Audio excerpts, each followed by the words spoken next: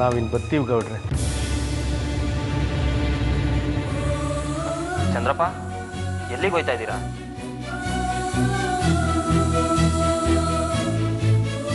ದೊಡ್ಡವ್ರ ಸಹವಾಸ ಬೇಡ ಗೌಡ್ರೆ.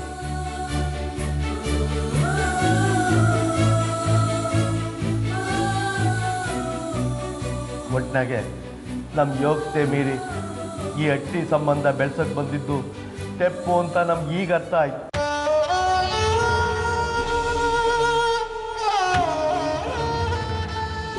ಅದಕ್ಕೆ ನಾವು ಹೊಟ್ಟಿ ತಕ್ಕ ಹೋಗ್ತಾ ಇದ್ದೀವಿ. ಬರ್ತೀವಿ ಗೌಡ್ರೆ. ಏನು ಚಂದ್ರಪ್ಪ ಅವರೇ, ಅವರು ಅವ್ರ ತೆಪ್ಪ ಒಪ್ಕೊಂಡಾಯ್ತು, ಜೊತೆಗೆ ನೀವು ಒಳ್ಳೆಯವರು ಅನ್ನೋದು ಗೊತ್ತಾಯ್ತು. ಹಂಗಿರೋನಾಗ ಸುಮ್ಕೆ ಯಾಕೆ ಇಲ್ಲಿಂದ ಓದಿರಿ?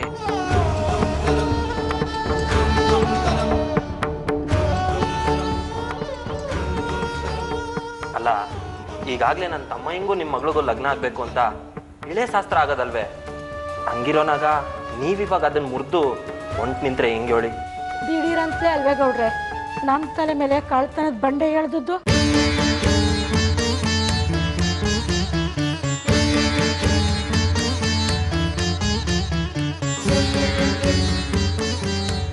ನಮ್ಮ ಮಗಳು ಇಳೆ ಶಾಸ್ತ್ರ ಆದಾಗಿಂದ ಇವರು ನಮಗೆ ಹೆಜ್ಜೆಜ್ಗೂ ಕಷ್ಟ ಕೊಡ್ತಲೇ ಬಂದ್ರು.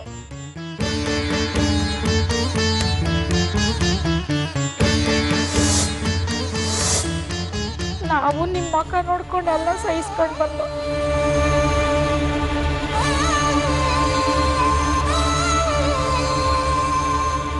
ಇವರು ನಮ್ಮ ಸ್ವಾಭಿಮಾನದ ಮೇಲೆ ಹೊಡೆದ್ಬಿಟ್ರು. ಲಗ್ನ ಆಗಕ್ ಮುಂಚೆ ಹಿಂಗೆ, ಲಗ್ನ ಆದ್ಮೇಲೆ ನಮ್ಮ ಮಗಳು ಈ ಮನೇಲಿ ಸುಖವಾಗಿ ಬಾಳಾಳೆ. ಅಯ್ಯೋ, ನೀವ್ ಹಾಗೆಲ್ಲ ಏನು ಅನ್ಕೋಬೇಡಿ. ಗೌರಿ ನನ್ನ ತಂಗಿ ಇದ್ದ ಹಾಗೆ.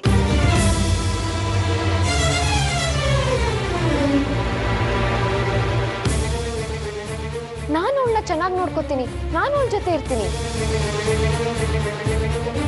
ಅದೇ ನಂಬಿಕೆ ಮೇಲೆ ನಾವು ಇದ್ವಿ ಕಣ್ರಮ್ಮ.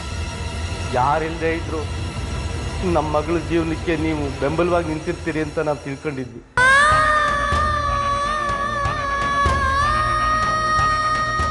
ನೀವು ಇವತ್ತು ಅದನ್ನ ಸಾಧಿಸಿ ತೋರಿದ್ರಿ.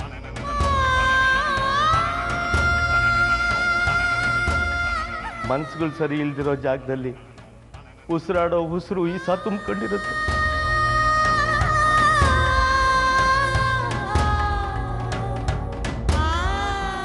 ಅಂತ ಜಾಗದಲ್ಲಿ ಬದುಕೋದು ಕಷ್ಟ ಕಂಡ್ರಮ್ಮ.